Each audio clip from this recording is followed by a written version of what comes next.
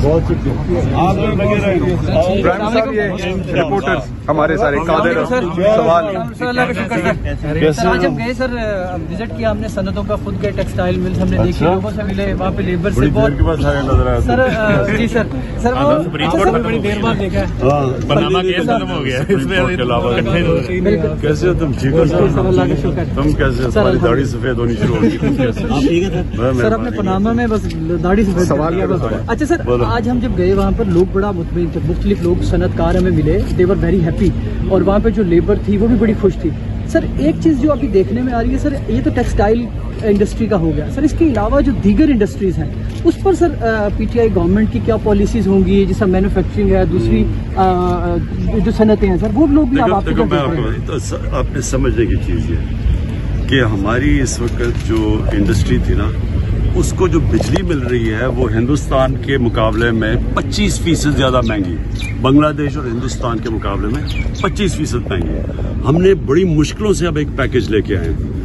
Industry کے لیے خاص طور پہ اور وہ پیکج یہ ہے کہ اب ہم کوئی پیک آورز نہیں ہے اور ایک جتنے ان کے یونٹ سے جب جتنی اضافی ہوگی وہ آدھی قیمت پہ ہوگی اس کا مقصد ہی یہ ہے کہ کسی طرح باقی انڈسٹری بھی کھڑی ہو کیونکہ جب تک ان کی ان پٹ سستی نہیں نہ ہوتی اتنی مہنگی بجلی پہ نا وہ مقابلہ نہیں کر سکتے. آج ہماری بات ہوئی خان صاحب بہت سے انڈسٹری کے لوگوں سے ایک تو بجلی سستی ہونے پہ بہت خوش دکھائی دی ہے اور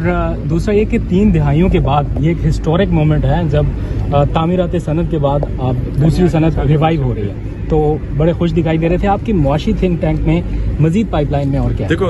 انڈسٹریلائزیشن ہوگی انڈسٹری آپ دھاگے بیچنے سے تو یہ ملک آگے نہیں بڑھنے لگا نا یہ یا ہم آم بیچ رہے ہیں یا یہ ان سے تو کوئی پیسہ نہیں بنتا پیسہ بنتا ہے انڈسٹری سے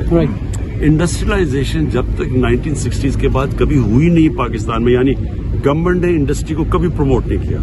ہم انشاءاللہ اب ہمارا پورا زور ہے یہ سارے انسینٹیوز دے رہے ہیں مشکل حالات میں کہ انڈسٹری چلنی شروع ہو اس سے روزگار بھی ملے گا اس سے دولت بھی بنے گی ویلتھ کریشن اس سے ہم قرضے بھی واپس کر سکیں گے.